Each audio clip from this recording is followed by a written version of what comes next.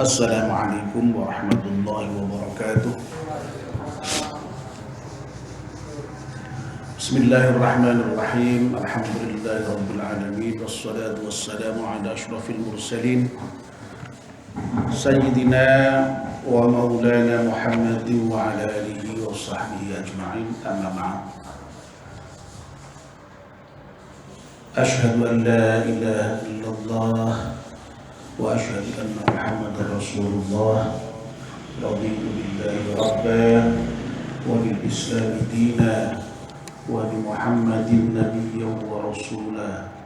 Rabbi zidni ilman nafi'a warzuqni fahman wa hikmah wa alhiqni bis salihin. Amin. Bapak dan ibu-ibu jamaah pengajian menjelang buka yang dimuliakan Allah, alhamdulillah kita panjatkan syukur pada Allah Subhanahu wa taala yang sore hari ini masih berkenan melimpahkan rahmat dan nikmatnya kepada kita sekalian sehingga kita bisa hadir di masjid yang kita cintai ini untuk melaksanakan aktivitas rutin di sore hari selama bulan Ramadan untuk ngaji. Mudah-mudahan ibadah kita diterima oleh Allah Subhanahu wa taala. Amin ya rabbal alamin. Yang kedua, mohon maaf, sore ini seharusnya yang akan mengisi adalah Bapak Kiai Haji Ahmad Taroji, tapi nampaknya beliau berhalangan dan izinkan saya untuk kesekian kalinya menggantikan. Saya akan meneruskan kajian kita yang bersumber dari kitab Nasaihul Ibad. Kemarin kita sudah sampai pada maqalah yang ke-8. Sekarang kita masuk di maqalah yang ke-9.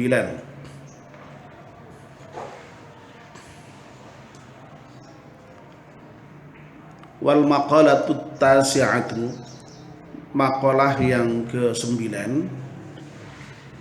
ini berasal dari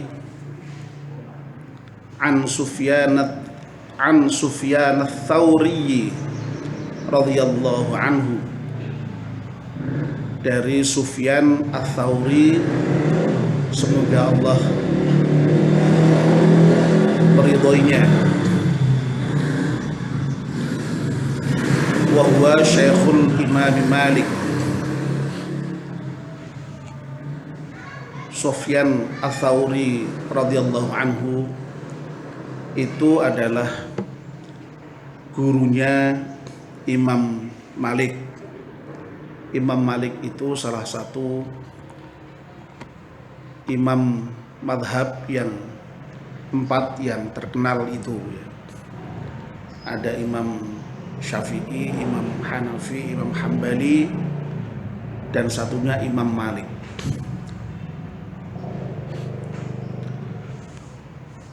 Sufyan ats-Tsauri ini berkata, dan perkataannya demikian: kullu maksiatin, setiap maksiat, nasyiatin yang tumbuh, yang muncul, an syahwatin dari syahwat. Nah, syahwat ini diberi penjelasan ai ishtiyaqin nafsi ila syai'in.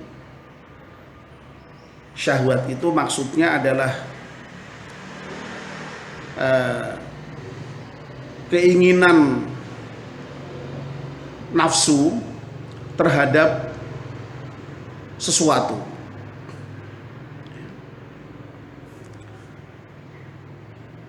Nah, kalau maksiat itu munculnya karena dorongan nafsu, menurut Imam Sufyan Ats-Tsauri ini, fa innahu yurja ghufranaha, maka sungguhnya maksiat yang munculnya itu karena dorongan nafsu itu yurja ghufranaha, masih bisa diharapkan untuk diampunkannya dosa yang ditimbulkan oleh maksiat itu.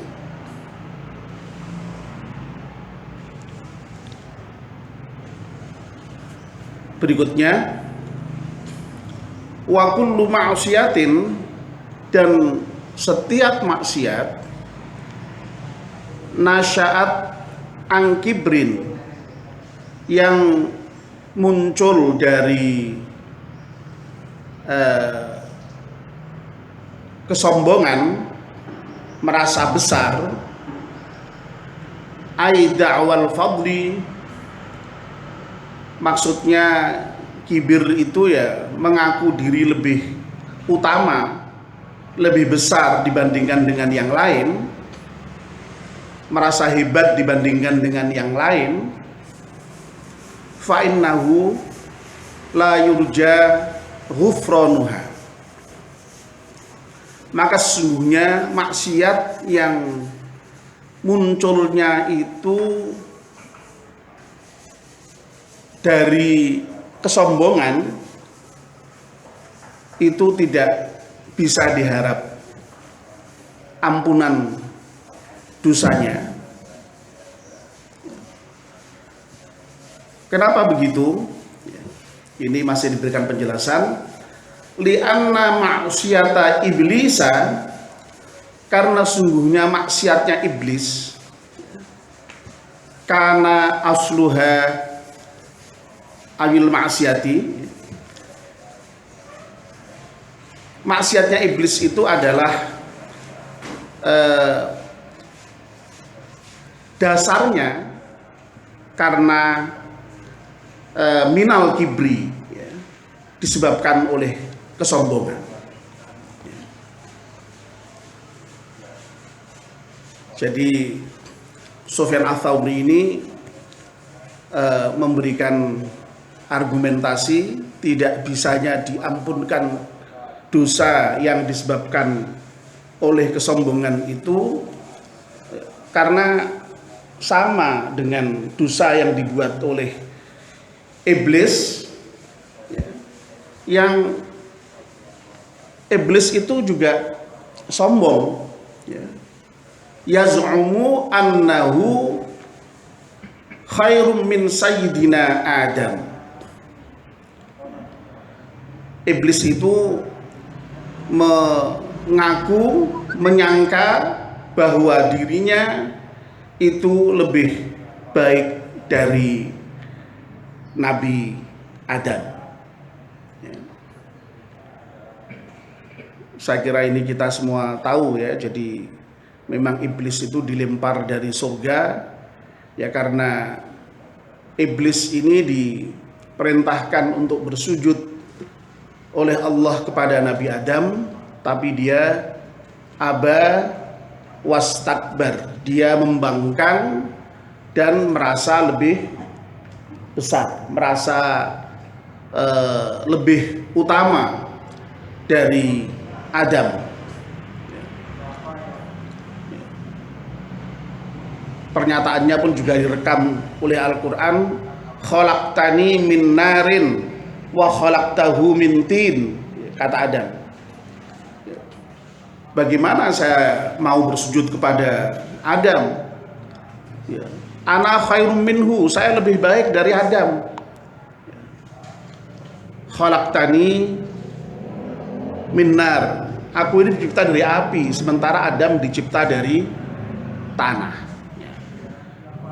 Nah, argumen seperti inilah yang memang sering diulang-ulang ya, oleh siapapun ya, yang berlaku sombong ya, selalu mesti mengaku lebih baik dari yang lain ya, karena ini ada prototipenya ya, Adam ini yang dia bermaksiat kepada Allah karena mengaku lebih besar dari yang lain. Dalam konteks Nabi Adam adalah dari dalam konteks iblis adalah dari Nabi Adam.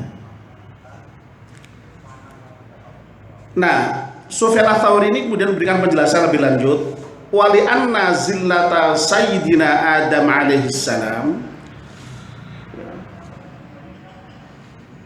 itu berbeda dengan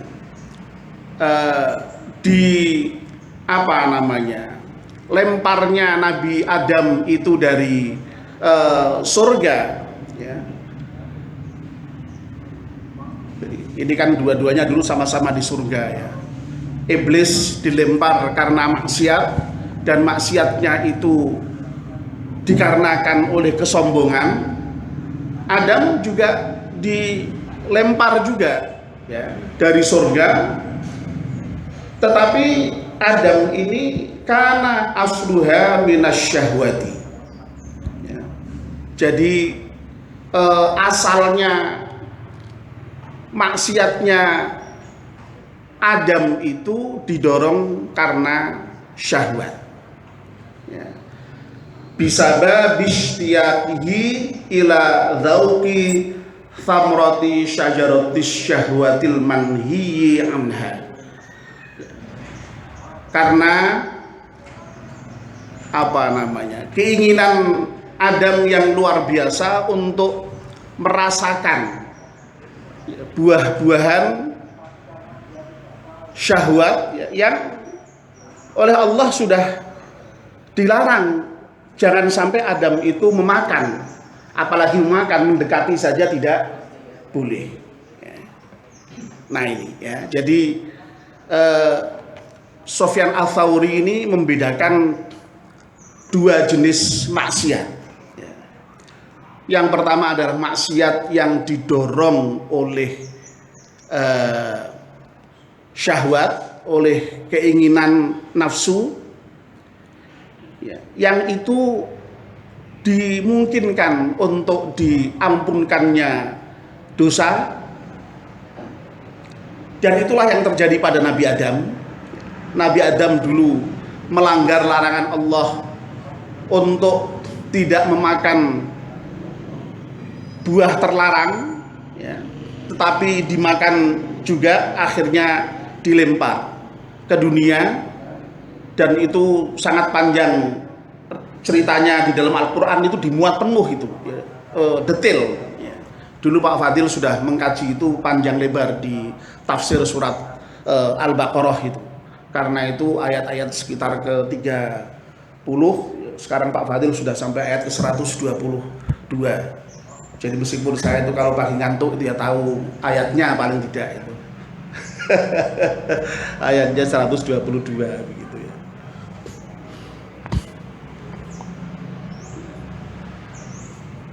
Apalagi malam liburan ya, subuh malam biasa aja saya ngantuk itu.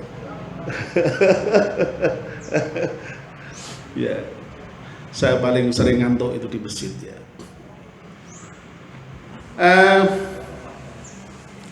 Nah, dosa yang satunya lagi, maksiat yang satunya lagi itu adalah maksiat yang disebabkan oleh kesombongan ya. Sebagaimana yang dilakukan oleh iblis ya, ketika dia diperintah oleh Allah supaya bersujud kepada Nabi Adam, dia tidak mau ya. Makanya oleh Allah pun dilempar ke surga, dari surga ke di luar surga ya, yang kemudian dia terima hukuman Allah itu, dan dia berjanji pada Allah ya, mau di azab nanti di akhirat, tetapi dia minta diizinkan untuk mau menggoda manusia sepanjang hidupnya, dan iblis itu tidak mungkin diampunkan oleh Allah Subhanahu wa Ta'ala. Tapi kemarin saya tuh membaca postingan di Facebook itu, iblis itu sekarang katanya tobat gitu. Jadi minta pensiun itu dari tugasnya menggoda manusia itu. Iya, soalnya katanya sudah berat tuh menggoda manusia itu. Malah bukan berat. Wong sekarang orang usah digoda wis dong tergoda kok ya. Katanya begitu. Jadi wis ora usah dadi iblis, ora usah menggoda, jadi begitu itu di FB itu begitu.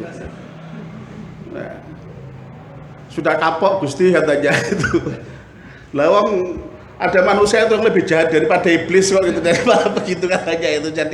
Jadi minta pensiun itu.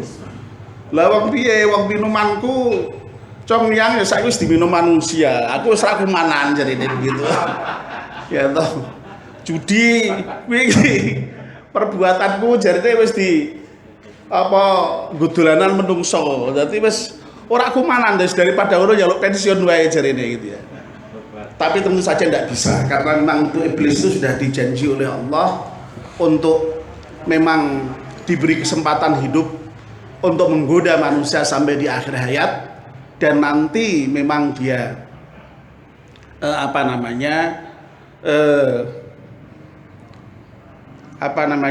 diazab oleh Allah di akhirat untuk selamanya. Ya. Makanya dia kemudian mengajak teman itu.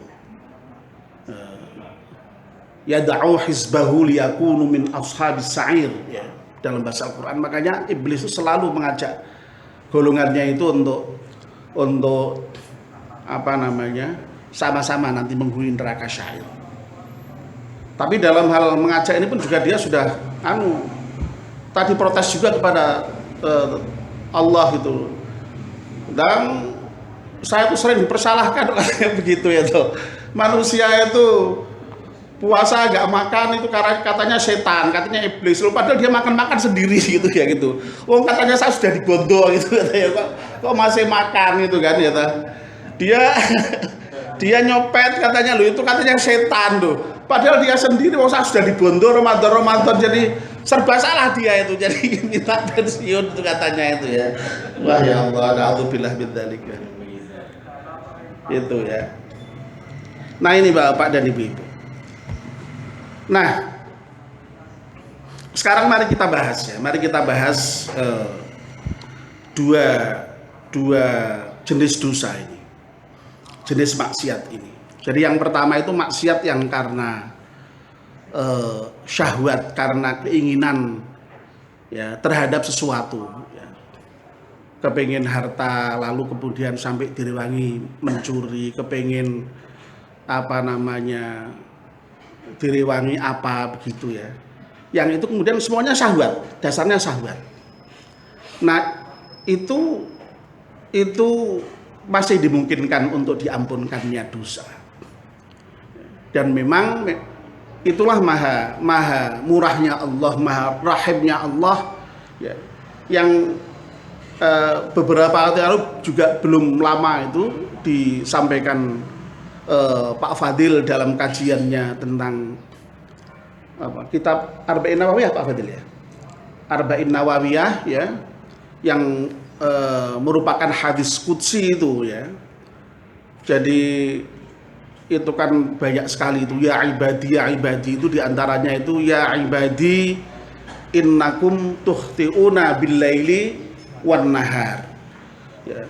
Hai hambaku, ini kata Allah dalam sebuah hadis qudsi, sesungguhnya engkau itu bisa berbuat salah, berbuat maksiat ya. Baik malam maupun siang maupun malam ya. Saya pasti itu nggak ngantuk Pak Fadil cerita malam-malam aja juga bisa maksiat itu, bisa salah ya. Ya rebutan guling Pak ya jarang Pak Fadil ya. Itu aja bisa menimbulkan masalah gitu kan ya. Ya, saya pas nggak ngantuk itu Pak berarti Pak. Iya. Ya banyak sekali kesalahan yang diperbuat oleh manusia itu di dunia ini pagi siang ya. Dan Allah menjanjikan wa ana aghfirudz dzunuba jami'a, dan aku akan mengampunkan semua dosa yang kamu perbuat siang malam itu. Nah,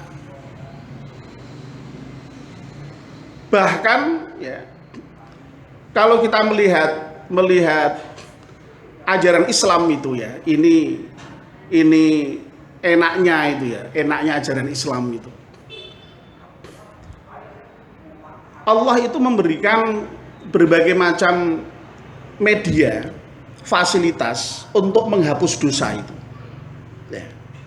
Inilah memang Maha Rahman dan Rahimnya Allah, Maha Murahnya Allah itu. Manusia berbuat dosa itu masih diberi kesempatan untuk menghilangkan kesalahannya, menghapus dosanya itu. Ya. Dan caranya macam-macam. Ya.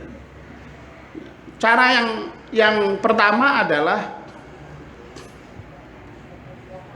dengan melaksanakan amal kebajikan. Ya.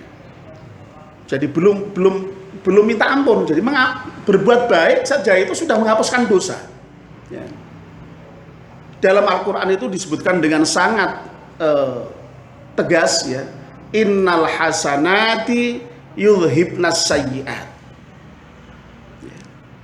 Sesungguhnya perbuatan-perbuatan baik itu bisa menghilangkan perbuatan-perbuatan yang tidak baik. Jadi belum minta ampun, belum tobat. Jadi berbuat baik saja itu sudah menghapuskan dosa. Innal hasanat yudhibnas sayyi'at. Makanya Nabi kita Muhammad SAW berpesan kan, fa'ad bi'is sayyi'atal hasanata tamhuha. Oleh karena itu kalau kamu suatu ketika berbuat tidak baik, berbuat salah, ya, tukhti'una tadi itu, atau berbuat maksiat yang nasyiah anis syahwah tadi itu, ya, yang muncul dari syahwat itu, segera ikuti dengan perbuatan baik. Tamhuha, maka perbuatan yang baik itu sudah dengan sendirinya akan menghapus yang tidak baik itu. Ya. Makanya dalam Islam itu semua ibadah itu menghapus dosa. Ya. Sholat itu menghapus dosa. Ya. Nabi sampai mengatakan,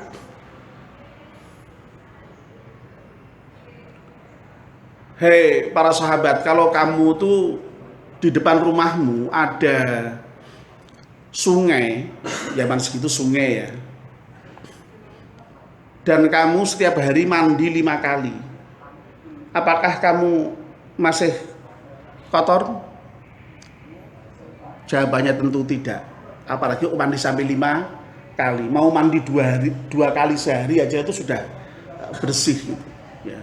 Malah kalau di luar negeri itu malah nggak mandi berhari-hari ya nggak apa-apa, nggak pernah keringetan. Ya.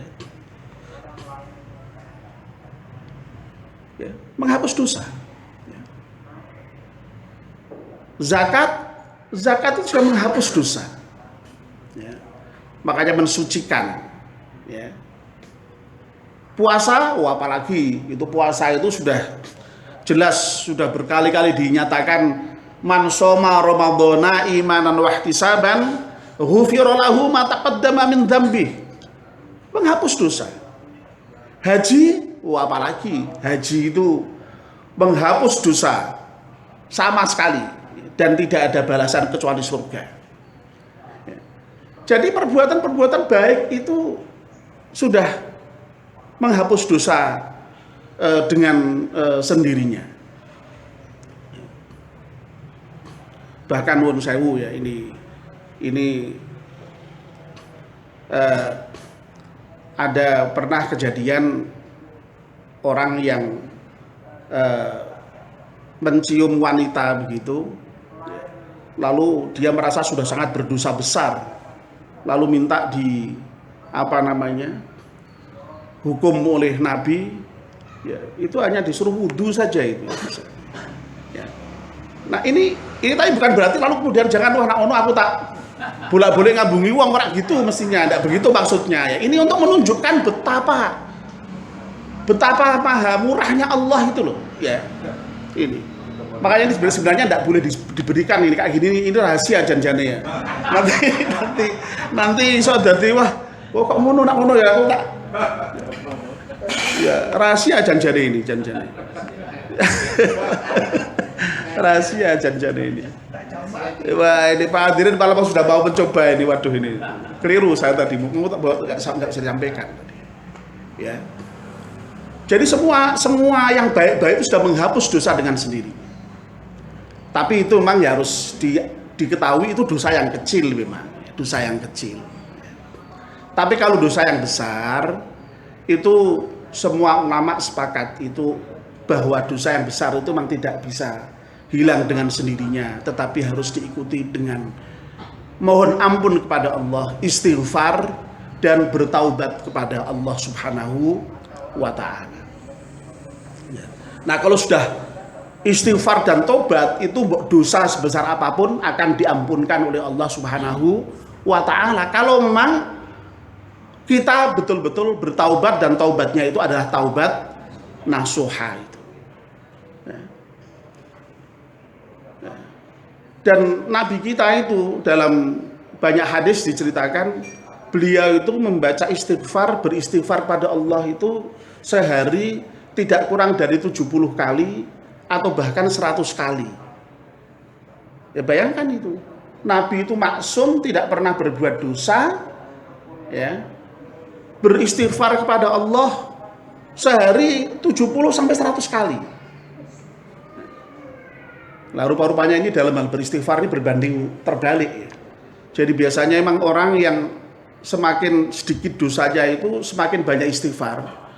Nah, repotnya semakin banyak dosa malah tahu istighfar sisan. Jadi ciloko tenan itu memang. Jadi berbanding berbalik. Ya. Ya, para sahabat, para salafus soleh itu istighfarnya luar biasa, ibadahnya luar biasa. Tidak pernah maksiat ya, maksiat ya mungkin sedikit ya. Ya, tapi istighfarnya luar biasa. Ya. Inilah yang terjadi pada Nabi. Ya. Dan apalagi kalau sudah berbuat dosa, ya itu tadi memang taubat tadi. Nah, kalau sudah taubat, dosa sebesar apapun akan diampunkan oleh Allah Subhanahu wa Ta'ala. Wa ana aghfirudz dzunuba jami'ah, kata Allah dalam hadits qudsi tadi. Dan dalam Al-Qur'an yang dulu kalau saya imami, ini sudah lama nggak imami saya, mohon didoakan mudah-mudahan semoga segera nanti ya bisa pulih kembali ya. Kemarin yang terakhir tuh saya sudah dilatih untuk sholat. Bukan, kalau berdiri kan bisa seperti ini. Duduknya itu jengkang-jengkingnya itu yang memang harus hati-hati sekali. Kalau nggak hati-hati bisa memperburu. Jadi kemarin dilatih bagaimana rukuk yang tidak berbahaya, kemudian sujud ketika jatuh itu yang tidak berbahaya bagaimana. Nah, sementara ini kan sakit. Nah, untuk diduduki itu ya sementara dilatihnya pakai bantal dulu, diganjil bantal dulu supaya jadi latihannya di luar sholat dulu Pak. Jadi di luar sholat dulu, nanti kalau sudah nyaman baru insya Allah tidak apa-apa gitu ya. Mudah-mudahan ini saya sudah berlatih, mudah-mudahan sebentar lagi bisa sholat normal lagi. Nah, dalam ayat yang sering saya baca itu di surat Al-Furqan itu di bagian yang akhir-akhir itu Allah menyatakan begini, walladzina la yad'una ma'allahi ilahan akhara wa la yaqtuluna an-nafsa allati harramallahu illa bil haqqi wa la yaznun wa may yaf'al dzalika yalqa athama yudha'af lahu al-'adzabu yawmal qiyamati wa yakhlud fihi muhana. Ini terusannya, illa man taba wa amana wa amila amalan salihan faulaika yubaddilullahu sayyi'atihim hasanat wa kana Allahu ghafurur rahim wa man taba wa amila salihan fa innahu yatubu ilallahi mataba. Itu ayat itu ada rangkaian ketika Allah bercerita tentang ciri-ciri ibadur rahman, hamba Allah ya, hambanya yang maha pengasih. Nah, di antara cirinya itu adalah orang yang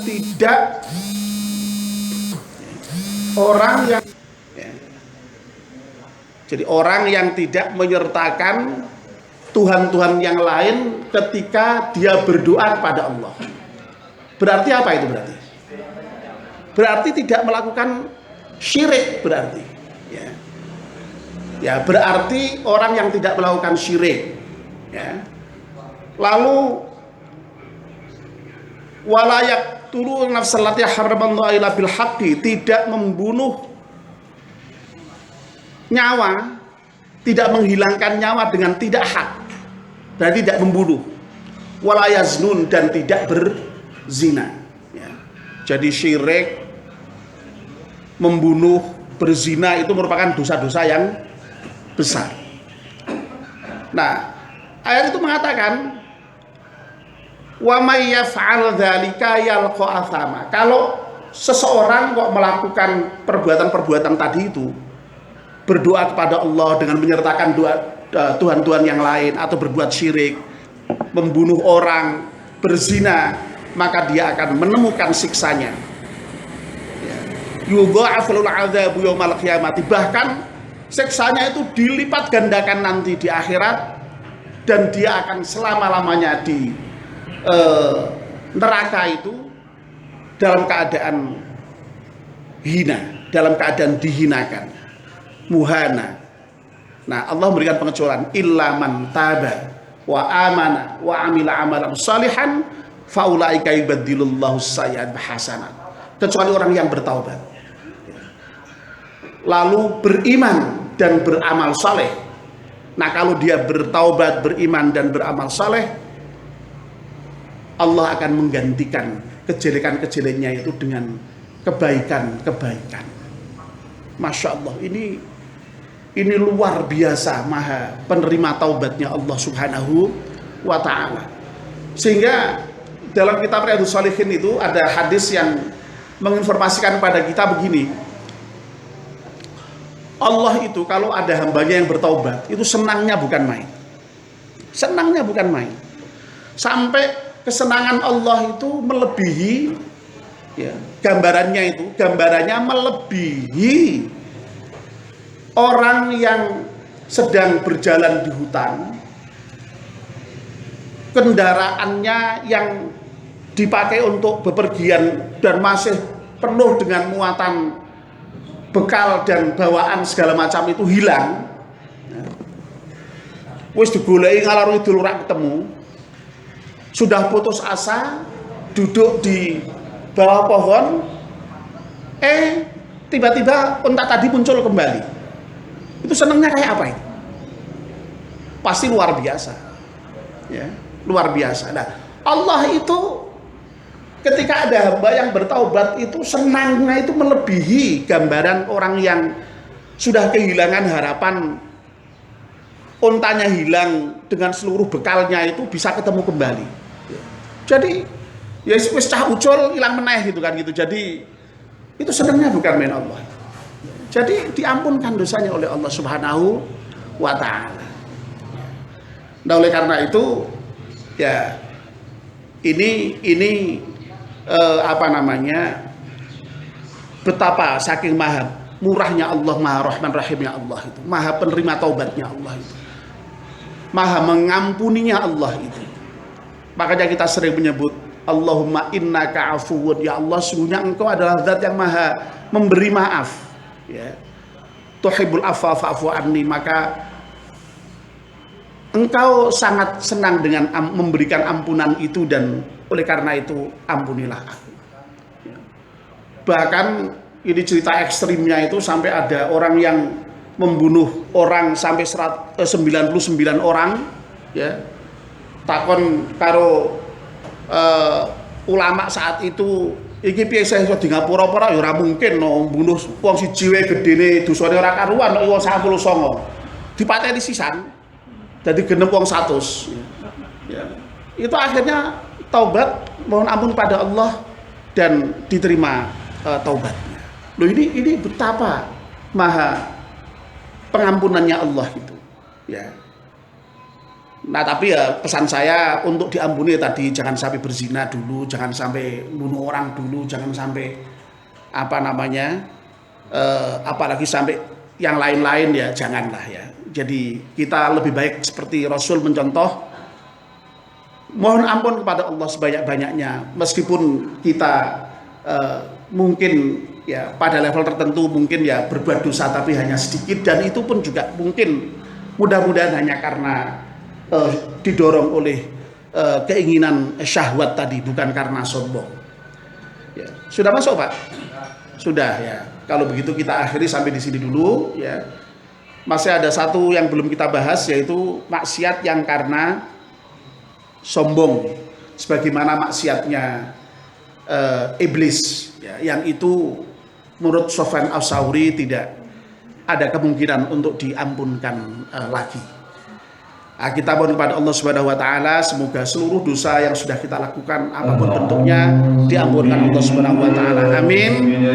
Wassalamualaikum warahmatullahi wabarakatuh. Bismillahirrahmanirrahim. Allahumma laka sumtu wa bika amantu wa ala rizqika aftartu dhahabar dhama'u wa amtaniyatil 'uruqu wa thabatal ajru insyaallah.